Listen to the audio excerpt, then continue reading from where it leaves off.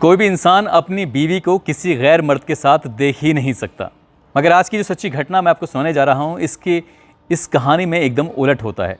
वो अपनी बीवी को किसी गैर मर्द के साथ देखता था और खुश होता था। इतना खुश होता था, वो जितनी ज़्यादा उसके पास जाती थी उतनी ज़्यादा उसको पैसे मिलते थे। लेकिन यही लालच, यही बात कहीं ना कहीं इतनी बात बिगड़ जाती है कि एक इंसान का कत्ल होता है। वो भी कत्ल इतना भयानक होता है कि न केवल पुलिस वाले बेहोश हो जाते हैं बल्कि जज भी ये सुनकर हैरान था। उसके बाद जज जब इस मामले में फ़ैसला सुनाता है तो इस फैसले की गूंज पूरे प्रदेश में गूंज जाती है। हर कोई ये जानने के लिए आतुर था कि आखिरकार इस कहानी में हुआ क्या था। दरअसल बुढ़ापे में एक डॉक्टर को इश्क हो जाता है अपने ही घर की नौकरानी से, और जैसे ही इश्क होता है 1.5-2 साल तक तो बिल्कुल ठीक चल रहा था, लेकिन इसके बाद जो कत्ल होता है वो वाकई बहुत भयानक होता है। आदाब, नमस्कार, सत श्री अकाल। मैं उस्मान सैफ़ी। आज की जो सच्ची घटना मैं आपको सुनाने जा रहा हूँ, ये सच्ची घटना है मध्य प्रदेश का एक ज़िला है होशंगाबाद, जिसको नर्मदापुरम के नाम से भी जाना जाता है। यहाँ की एक कॉलोनी है आनंद नगर। इस घर में 4 सदस्य रहते हैं, पति पत्नी और 2 बच्चे। बेटा बेटी हैं, दोनों मुंबई में रहते हैं और अपने भविष्य को उज्जवल बनाने के लिए, अपने भविष्य को संवारने के लिए वो मुंबई में ही रहते हैं। लेकिन घर में पति है जो कि पेशे से डॉक्टर हैं और मेडिकल ऑफिसर हैं। जाने माने डॉक्टर होने के बाद इनकी जो बीवी हैं, जिनका नाम सुषमा होता है, सुषमा बुटीक का बिजनेस करती हैं। एक फ़ैशन का बिजनेस है इनका, और साथ ही वो अपने पति से कहीं ज़्यादा अपने इस एरिया में अपनी पहचान बनाई हुई थी, और उनका साथ देती थी एक रीनू नाम की लड़की। सब कुछ ज़िंदगी में ठीक चल रहा था। साल 2017 की बात है। अचानक से ही सुषमा बीमार हो जाती हैं। बीमार कुछ ज़्यादा होती हैं। डॉक्टर साहब उनको इलाज कराने के लिए लेके जाते हैं, और डॉक्टर साहब ने जब इलाज कराना शुरू किया तो उनको एक इंजेक्शन लगाया गया था। वो इंजेक्शन कुछ ऐसा रिएक्शन करता है कि उस महिला की मौत हो जाती है। बस ये देखते ही इस घर में 4 सदस्य थे, अब 4 में से 3 रह जाते हैं। 3 में से 2 ऐसे होते हैं, बेटा और बेटी, जो मुंबई में अपना करियर बना रहे थे, अपना करियर संवार रहे थे। अब डॉक्टर साहब हैं, बिल्कुल अकेले रहते हैं। ऑर्थोपेडिक सर्जन हैं, हड्डियों के विशेषज्ञ हैं, अच्छे डॉक्टर हैं, उनका नाम हर कोई जानता है। सब कुछ उनकी ज़िंदगी में ठीक चल रहा था, लेकिन जो इस बुटीक को संभालने वाली सुषमा की नौकरानी थी रीनू, जिसकी उम्र लगभग 28 साल के आसपास, कई साल से लगातार वो उनकी बुटीक के इस फैशन शो पर, इसमें दुकान पर काम करती थी। और एक दिन वो आकर डॉक्टर साहब से कहती है कि डॉक्टर साहब, अगर आपको ऐतराज़ ना हो तो मैं इस काम को ऐसे ही आगे बढ़ाती चली जाऊँ। जो आपकी वाइफ ने काम संभाल रखा था, मैं उसे करना चाहती हूँ। डॉक्टर साहब बड़े दरिया दिल, दयालु प्रवृत्ति के, वो कहते हैं कि कोई दिक्कत नहीं है, अगर तुम इस काम को संभाल सकती हो तो मुझे कोई ऐतराज़ नहीं है। दरअसल डॉक्टर साहब की बेटी की जो उम्र है और इस महिला की उम्र, जो इनके घर पे नौकर है, इनकी उम्र में कुछ ज़्यादा अंतर नहीं है। बेहद खूबसूरत ये महिला है, और ये महिला इस काम को, बुटीक को, बहुत अच्छे से चलाने लगती है। सब कुछ ठीक चल रहा था। डॉक्टर साहब बहुत खुश होते हैं कि बीवी भले ही उनकी ख़त्म हो गई है, मर गई है, लेकिन बीवी के मरने के बाद भी इस नौकरानी ने पूरे काम को सही से चला रखा है, सही से संभाल रखा है। इसी बीच में डॉक्टर साहब को उस महिला से, जो घर की नौकरानी है, जिसकी उम्र 28 साल है, जबकि डॉक्टर साहब की जो उम्र है 55 साल के आसपास होती है, डॉक्टर साहब एक दिन अपने प्यार का इजहार कर ही देते हैं। अभी बीवी को मरे हुए 6 महीने भी नहीं हुए थे, और वो जो कहते हैं उसको सुनकर ये महिला हैरान रह जाती है। दरअसल वो कहते हैं कि कई साल से, लगभग सन 2013 से इनके साथ काम कर रही थी। वो कह रहे थे कि मैं तुम्हें पहले से ही देखता था, तुम मुझे बहुत अच्छी लगती थी, और क्योंकि उस महिला को काम की तलाश थी, उस महिला की शायद मजबूरी थी, इसलिए वो महिला अपने इस डॉक्टर के साथ नज़दीक आने में इसने गुरेज नहीं किया। और नज़दीक कुछ इस तरह से आते हैं, धीरे धीरे नज़दीक आते आते एक दूसरे के साथ शारीरिक संबंध भी बनाने लगते हैं। इतने करीब आते हैं कि जैसे मियाँ और बीबी की तरह रहने लगते हैं। वो बुटीक का अपना धंधा चला रही थी, डॉक्टर साहब हॉस्पिटल में जाकर मरीजों का इलाज करते थे, उनकी हड्डियों को ठीक किया करते थे। सब कुछ ठीक चल रहा था, लेकिन एक दिन अचानक ही इसका जो पति होता है नीरू का, वीरू के घर में जो एंट्री होती है, तो वो अपनी पत्नी को और इस डॉक्टर साहब को आपत्तिजनक स्थिति में देख लेता है। आपत्तिजनक स्थिति में देखने के बाद वो घर से बाहर निकल आता है।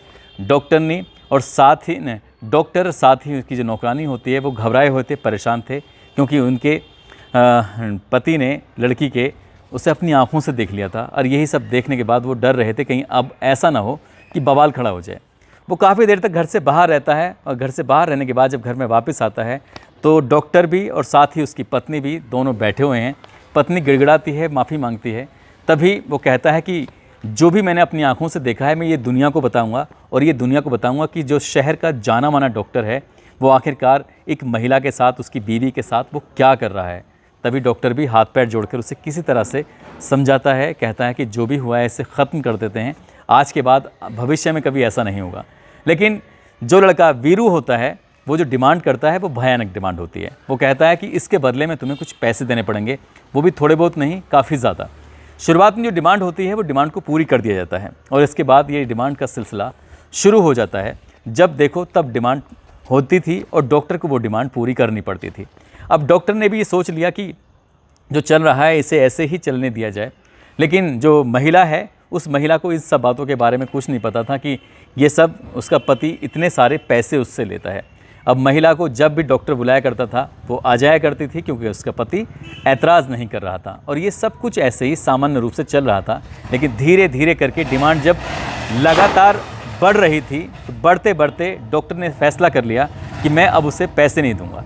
तभी वो उसे ऑफ़र देता है, उससे कहता है कि तुम चाहो तो मेरे यहाँ पर काम कर सकते हो, मेरे यहाँ पर एक ड्राइवर की जगह खाली है, वीरू तुम मेरे ड्राइवर बन के रहो और तुम्हें यहाँ से पैसे मिलते रहेंगे, तुम्हारी पत्नी जो बुटीक पे पैसे कमाती है वो भी सब तुम्हारा हो जाएगा, सब कुछ ऐसे ही सामान्य चलता रहेगा, लेकिन तुम ज़्यादा परेशान मत हो।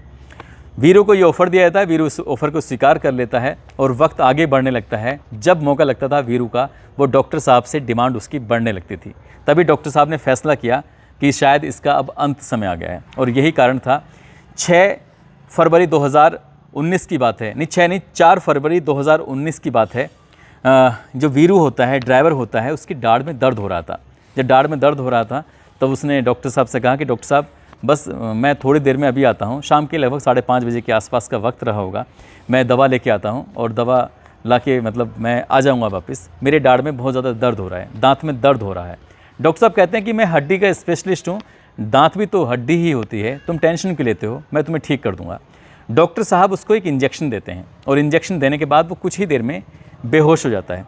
इस वक्त उसकी पत्नी नहीं थी, यहाँ सिर्फ 2 ही लोग होते हैं, ड्राइवर होता है, साथ ही डॉक्टर साहब होते हैं। अब डॉक्टर साहब ने उसको घसीटते हुए सीधे बाथरूम के अंदर लेके जाते हैं, और बाथरूम के अंदर ले जाने के बाद वो बेहोशी की हालत में होता है। उनके पास एक आरी होती है जो लोहा काटने वाली भी होती है और लकड़ी काटने वाली भी होती है, और यहीं से उसकी गर्दन को वो काटना शुरू कर देते हैं। गर्दन को बिल्कुल धड़ से अलग कर देते हैं, और जैसे ही गर्दन को धड़ से अलग करते हैं तो पूरा बाथरूम बिल्कुल ब्लड से तैर गया था, चारों तरफ ब्लड ही ब्लड फैला हुआ था। लेकिन डॉक्टर साहब यहाँ नहीं थमते। अब वो सोचते हैं कि इस लाश को ठिकाने लगाया जाए तो कैसे लगाया जाए। उन्हें याद आता है कि उनके घर में एक प्लास्टिक का ड्रम रखा हुआ है और ड्रम के अंदर एसिड रखा हुआ है।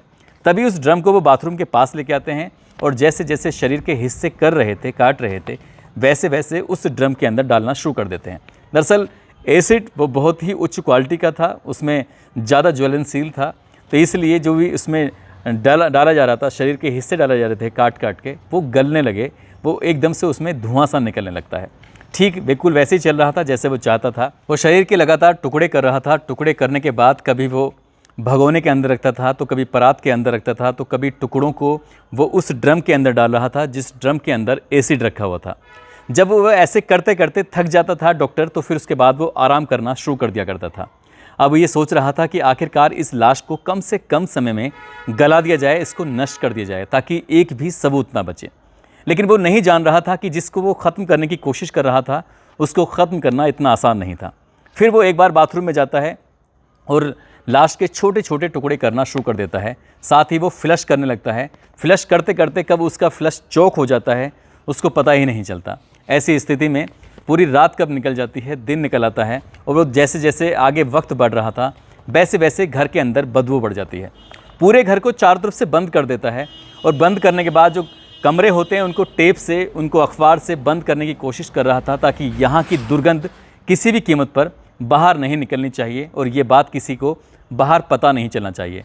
शाम हो जाती है, लेकिन उसकी दुर्गंध शाम होते होते और भी ज़्यादा बढ़ने लगती है, और उस ड्रम की जितनी कैपेसिटी थी उस ड्रम में उतनी ही तो बॉडी के पार्ट आ जाते हैं, चाहे वो हाथ हों, पैर हों, सर हों, और बाकी का हिस्सा जो था उसने फ्लश करने की कोशिश की, बाकी का हिस्सा जो था उसने परात में और जो भी उसके पास और बर्तन होते हैं उसमें रखने की कोशिश की, लेकिन सफलता मिल नहीं पा रही थी। और धीरे धीरे जैसे ही लगभग 20-30 घंटे का वक्त बीत जाता है और ये इस घर के अंदर से दुर्गंध बहुत ज़्यादा बढ़ने लगती है, तो फिर आसपास के लोगों का जीना मुहाल हो जाता है। लोग समझ नहीं पा रहे थे कि आखिरकार ये दुर्गंध आ कहाँ से रही है। जो सबसे नज़दीकी घर होते हैं, नज़दीकी घर वालों ने आसपास निकलने के बाद एक दूसरे से पूछा कि भाई ये दुर्गंध कहाँ से आ रही है, क्या बात है। जब सब लोगों ने एक दूसरे को जवाब दे दिया, तब इस डॉक्टर का दरवाज़ा भी खटखटाया जाता है। डॉक्टर से भी पूछने की कोशिश की जाती है, लेकिन दरवाज़ा अंदर से बंद होता है, इसलिए डॉक्टर साहब आवाज़ नहीं लगाते हैं। जबकि घर के अंदर से तरह तरह की आवाज़ें भी आ रही थी, काटने की, पीटने की, किस तरह से सामान को इधर से उधर करने की। लेकिन जब डॉक्टर कोई रेस्पॉन्स नहीं देते हैं, तभी आसपास के लोगों को लगता है कि कुछ ना कुछ गड़बड़ है। तभी ये डॉक्टर साहब कि घर की शिकायत की जाती है। आसपास के जो लोग होते हैं वो पुलिस को सूचना देते हैं। पुलिस मौके पर आती है और मौके पर आने के बाद जब इस दरवाजे को खुलवाती है और पुलिस की टीम जब जाती है, तो जाते जाते पुलिस की टीम पूरे घर की तलाशी ले रही थी। जब ऊपर जाती है तो ऊपर जाने के बाद जब दरवाज़ा खुलवाया जाता है, तो उस दृश्य को देखने के बाद सबकी आंखें खुली की खुली रह जाती हैं। और सबसे आगे दरवाज़ा खोलने वाला एक सिपाही होता है, वो बेहोश होकर ज़मीन पर गिर जाता है, क्योंकि उसने उस ड्रम के अंदर अपनी आंखों से कटा हुआ सिर देखा था, हाथ देखे थे, पैर देखा था। उस दृश्य को देखने के बाद वो बेहोश होकर गिर जाता है। उसको होश में लाया जाता है और ये पुलिस का सबसे पहले एक ही सवाल था कि आखिरकार ये लाश किसकी है, मरने वाला कौन है। पुलिस जब इस मामले की जांच पड़ताल में जुड़ती है तो पता चलता है मरने वाला कोई और नहीं बल्कि वीरू होता है। वो वीरू जो इसका ड्राइवर होता है। आखिरकार इसने अपने ड्राइवर को क्यों मारा है, यही एक सवाल था और सब जानना चाहते थे।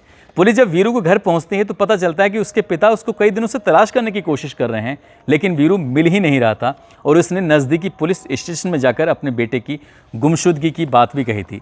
तो पुलिस को जब दोनों एंगल आपस में जोड़ती है और उसकी जांच पड़ताल करती है तो पता चलता है कि डॉक्टर का इसकी मरने वाले की बीवी से अफेयर चल रहा था, संबंध चल रहे थे। और इसी बात को देखते हुए ये व्यक्ति वीरू जिसका नाम था, वो अपनी पत्नी के रिश्ते को लेकर वो लगातार डॉक्टर से अवैध उगाही कर रहा था, पैसे की वसूली कर रहा था। यही बात डॉक्टर बर्दाश्त नहीं कर पाता है और इसी बात को बर्दाश्त ना करने के कारण ही उसने वीरू को यानी कि अपने ड्राइवर को मौत के घाट उतार दिया था। पुलिस ने डॉक्टर को जब गिरफ्तार कर रही थी तो डॉक्टर पूरी तरह से गुमसुम था। और जब इसको कोर्ट में हाजिर किया जाता है जज के सामने, तो जज साहब कहते हैं कि डॉक्टर साहब आपको चोट तो नहीं लगी ये सब करने में। तो डॉक्टर साहब एकदम से शांत हो जाते हैं, खामोश हो जाते हैं, कहते हैं कि मुझे कोई चोट नहीं लगी है।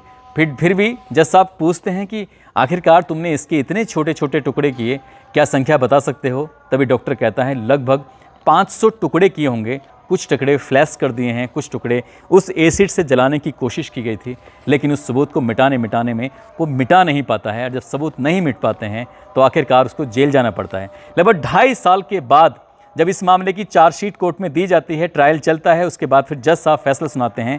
तो नर्मदा की अदालत जो होती है, नर्मदापुरम की जो अदालत होती है, वहाँ की अदालत 15 मार्च 2023 को इसी डॉक्टर जिसका नाम होता है डॉक्टर सुनील मंत्री, इनको उम्र कैद की सज़ा सुनाती है। साथ ही 15,000 रुपये जुर्माने की भी सज़ा सुनाती है। और जब ये सज़ा लोगों को पता चलती है तो लोग हैरान थे ये देखकर कि आखिरकार डॉक्टर ऐसा काम कैसे कर सकते हैं। इन्होंने बुढ़ापे में एक महिला से इश्क करके न केवल अपनी ज़िंदगी बर्बाद की, बल्कि उस ड्राइवर की भी ज़िंदगी बर्बाद की, बल्कि उस महिला की भी ज़िंदगी को पूरी तरह से बर्बाद कर दिया।